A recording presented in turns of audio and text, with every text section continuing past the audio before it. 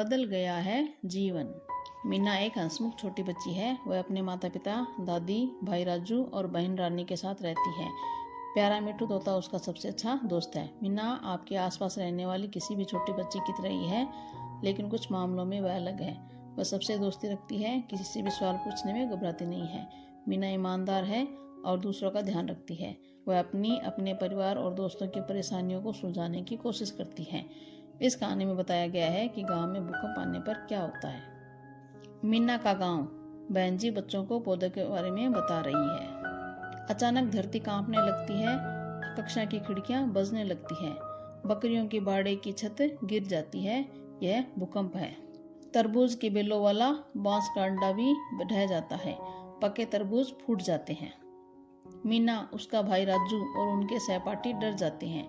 मीना का तोता मिट्टू भी डर जाता है। बहन जी बच्चों से कहती है, डरो मत, यह भूकंप था, चला गया। तभी मीना के पिताजी अपने बच्चों को लेने आ जाते हैं। वह बताते हैं कि भूकंप से बहुत नुकसान हुआ है। घर जाते हुए मीना और राजू देखते हैं कि भूकंप से बहुत से मकान और पेड़ गिर गए हैं। राजू घर पहुंचकर दादी को बताता है कि स्कूल में कैसे भूकंप आया था, यहाँ तक कि बकरियों का बाड़ा भी गिर गया था। मीना के पिता बताते हैं कि पास के गांव में कई लोग बेघर हो गए हैं और उन्हें चोटें भी। अगली सुबह उन्होंने देखा कि पंचायत घर में राहत शिविर बना दिया गया है। कुछ लोग रात को ही वहां रहने के लिए आ गए थे। पिता ने कहा, चलो देखें हम उनकी क्या मदद कर सकते हैं। बहन जी और नर्स दीदी पहले ही लोगों की मदद कर रहे थे। बहन जी लोगों को बता रही थी कि साफ शौचालय का इस्तेमाल करना बहुत जरूरी है। मर्दों और औरतों के लिए शौचालय अलग अलग बनाए गए हैं। उन्होंने कहा, हैंडपंप का पानी पिया जा सकता है। नर्स दीदी हर बीमार और घायल की सहायता कर रही थी। उन्होंने बताया कि पास के स्वास्थ्य केंद्र से मदद ली जा सकती है। मीना ने देखा कि एक लड़की खिड़की के पास अकेली खड़ी थी। उसने सोचा कि उस लड़की से दोस्ती की जाए, लेकिन लड़की ने मुंह फेर लिया। वह किसी से बोलना नहीं चाहती थी। मीना को दुख हुआ। उस रात डरे हुए राजू ने दादी से पूछा, भूकंप क्यों आते हैं? दादी ने बताया कि कई वजह से हमारी धरती कभी कभी मीना ने पूछा कि क्या बड़ों को भूकंप से डर नहीं लगता? पिता ने बताया कि ऐसी घटना से तो सभी को डर लगता है। तो मीना ने पूछा, आप भी डरते हैं? पिता ने जवाब दिया, पर कुछ भी हो हम तुम बच्चों का ध्यान रखेंगे। पिता समझ गए कि मीना सचमुच सहम गई है। उन्होंने उसे गोद में लिया और सीने से लगा लिया। मीना ने पूछा, अगर भूकंप फिर आ गया तो पिता और राजू दोनों एक साथ बोल उठे, मैं हूं ना। कुछ दिन बाद बहन जी रात शिविर के बच्चों को अपने साथ स्कूल ले आई। उन्होंने स्कूल में पढ़ रहे बच्चों से कहा, ये तुम्हारे नए दोस्त है, आज से तुम्हारे साथ पढ़ेंगे। मीना को पता चला कि चुप रहने वाली उस लड़के का नाम नीला है।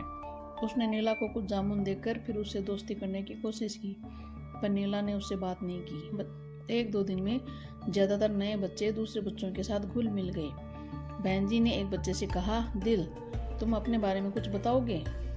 दिल ने बताया कि जब भूकंप आया तो वह एक नाव में था। झटके से वह नदी में गिर पड़ा, लेकिन उसने हिम्मत नहीं हारी। वह एक तख्ते को पकड़कर तैरता रहा। फिर उसके पिता ने उसे निकाल लिया। रूबी भी हाथ उठाकर बोली, मैं भी बताना चाहती हूँ कि क्या हुआ था। रूबी ने बताया, भूकंप आते ही मैं बाहर दौड़ी।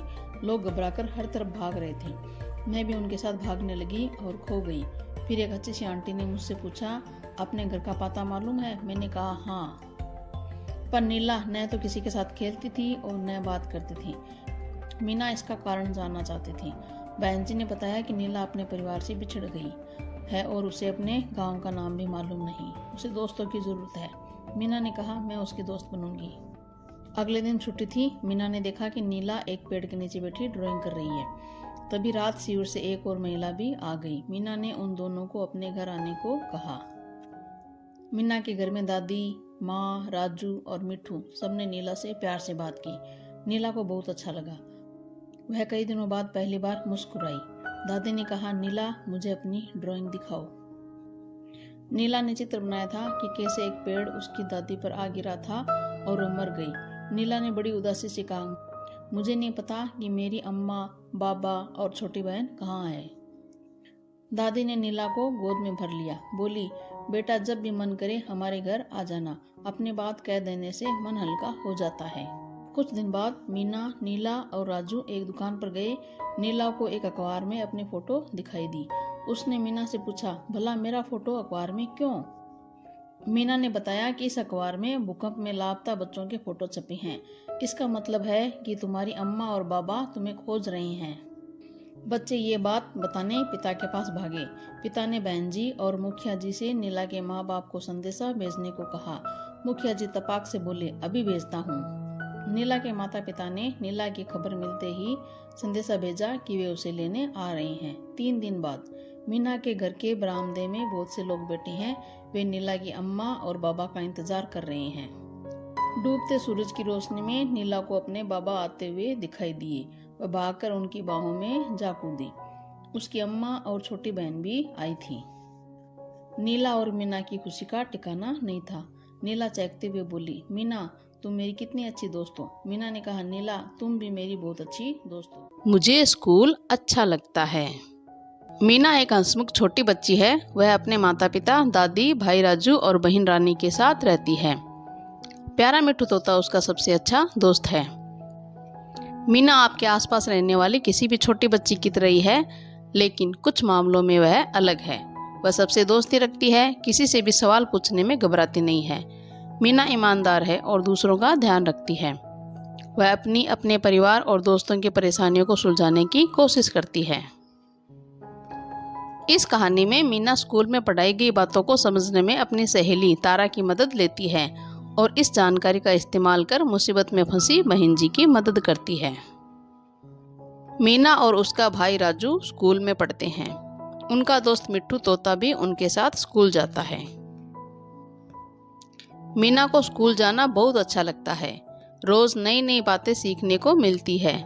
बहन जी बहुत रोचक ढंग से सिखाती है। कक्षा में बहुत मजा आता है। हर गतिविधि में सब बच्चे हिस्सा लेते हैं। एक दिन अचानक बहन जी बताती है कि उन्हें ट्रेनिंग के लिए जाना है। उनकी जगह दूसरी बहन जी आएगी। वे बच्चों से कहती है कि वे मन लगाकर पढ़े और दूसरी बहन जी को दिखा दे कि वे कितने होशियार हैं। अगले दिन स्कूल जाते समय मीना और राजू एक पेड़ के पास रुकते हैं। उस पेड़ पर चिड़िया का घोंसला है जिसमें उसने अंडे दिए हैं। मीना और राजू पेड़ पर चढ़ जाते हैं और घोंसले में झांक कर देखते हैं। तभी स्कूल की घंटी की आवाज सुनाई देती है। वे झटपट पेड़ से उतरकर स्कूल की तरफ भागते हैं। फिर भी देर हो जाती है। नई बहन जी आ चुकी है। वे मीना और राजू को देर से आने के लिए गुस्सा करती है। नई बहन जी के साथ एक तोता भी है। बहन जी एकदम अलग ढंग से पढ़ाती है। वे चाहती है कि जब वे पढ़ाए तो बच्चे चुपचाप सुनते रहें और बाद में पिंजरे में बंद उनके तोते की तरह पाठ दोहराते जाएं। वे बहुत सख्त हैं और बहुत जल्दी नाराज हो जाती है। बच्चे उनसे डरते हैं। अब कक्षा में किसी का मन नहीं लगता। बहन जी लीवर वाला पाठ पढ़ाना शुरू करती है। बच्चे उनके पीछे पीछे दोहराते जाते हैं पर कुछ भी समझ नहीं पाते।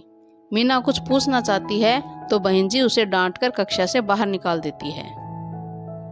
मीना को बहुत बुरा लगता है। छुट्टी हो जाने पर वह घर आती है और उदास बैठ जाती है। मिट्ठू भी मीना का उतरा हुआ मुंह देखकर उदास हो जाता है।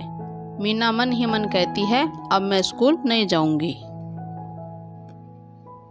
तभी मीना की सहेली तारा वहां आ जाती है। सारी बात समझकर वह मीना को दिलासा देती है कि वह उसे लीवर के बारे में समझाएगी। मीना को तारा अपने भाई के खेत में ले जाती है। उसका भाई एक ठूंठ को जड़ से उखाड़ने के लिए बांस का इस्तेमाल लीवर की तरह करता है। वह बांस का एक सिरा ठूंठ के नीचे फंसाकर बांस को लकड़ी के एक टुकड़े पर टिका देता है। तारा का भाई मीना से कहता है कि वह भी उसकी मदद करे। दोनों मिलकर बांस का दूसरा सिरा नीचे की तरफ दबाते हैं। ठूंठ धीरे धीरे ऊपर उठने लगता है। मीना समझ आती है कि लीवर कैसे काम करता है और किस तरह बहुत सारे काम आसान कर देता है। अगले दिन भी कक्षा में किसी का मन पढ़ाई में नहीं लगता। खिड़की पर बैठा मिट्ठू भी सोच रहा है कि नई बहन जी का तोता बहुत नीरस है। लगता है कि इस आलसी तोते के पास अपना दिमाग तो है ही नहीं। आज स्कूल में नई बहन जी का आखिरी दिन है। अचानक बड़ी अजीब घटना होती है। राजू लकड़ी की छोटी सी कार से खेल रहा है। बहन जी यह देखकर गुस्सा हो जाती है। वह उसके हाथ से कार छीनकर अलमारी में बंद करने लगती है। बच्चे चुपचाप देखते हैं। वे जानते हैं कि अलमारी के दरवाजे में कुछ गड़बड़ है और उसे धीरे से खोलना पड़ता है। वे नई बहन जी को यह बात पहले बता चुके हैं। डर के कारण कोई भी दोबारा कहने की हिम्मत नहीं करता। बहन जी दरवाजे को झटके से खोलने लगती है तो अलमारी भर भराकर उन पर आ गिरती है। बच्चे मदद के लिए दौड़ पड़ते हैं। वे बहन जी को अलमारी के नीचे से निकालने की कोशिश करते हैं, पर अलमारी हिलाए नहीं हिलती। अचानक मीना और मिट्ठू को लीवर वाला पाठ याद आता है और दोनों बाहर बांस के ढेर से एक बांस लेने के लिए लपकते हैं। मीना बांस को कुर्सी पर टिकाकर लीवर बनाती है और अलमारी को बहन जी के पैरों पर से उठा देती है। राजू भी मीना की मदद करता है। बच्चे किसी तरह बहन जी को खींचकर अलमारी के नीचे से निकाल लेते हैं। तभी बच्चों को किसी के पैरों की आहट सुनाई देती है। वे मुड़कर देखते हैं कि उनकी पुरानी बहन जी खड़ी है। उनकी ट्रेनिंग पूरी हो चुकी है। उन्हें देखकर बच्चे बहुत खुश होते हैं। नई बहन जी को सबक मिल चुका है। वे कहती हैं, मीना, आज मैंने तुमसे बहुत कुछ सीखा है। अब मैं भी ट्रेनिंग लेने जाऊंगी। पुरानी बहन जी के आ जाने से बच्चों को स्कूल और पढ़ाई लिखाई में फिर मजा आने लगता है।